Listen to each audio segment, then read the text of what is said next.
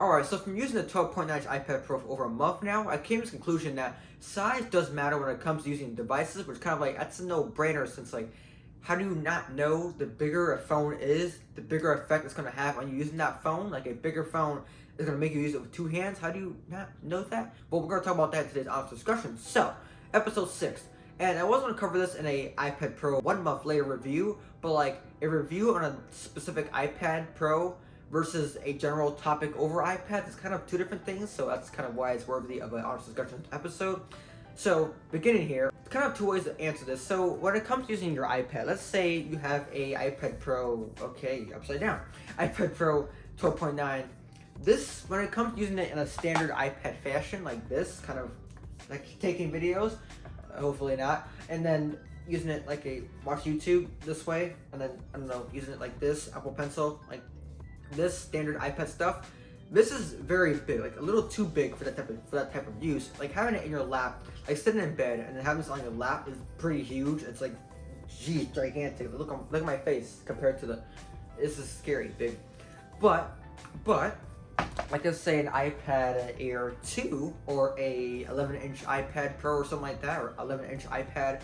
It's way better for standard iPad use. So like I said, taking videos, who does that? Watching YouTube videos, doing notes. This is better for iPad stuff, and it's one-handed, by the way. Cool thing. This is way better when it comes to iPad stuff than the 12.9-inch iPad Pro is.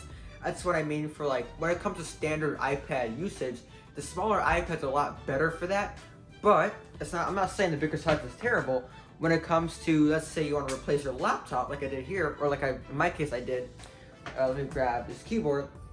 This is when the bigger size shines, because this bigger size is closer to closer to the average laptop size, if you know what I mean.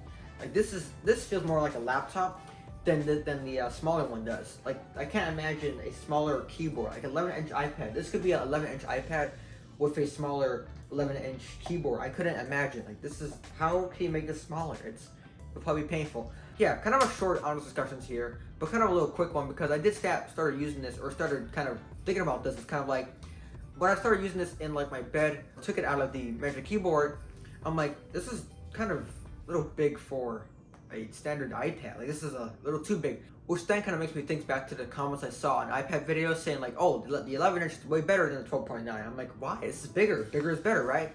Not always bigger is better is the case in this case. Like this is too big for iPad use.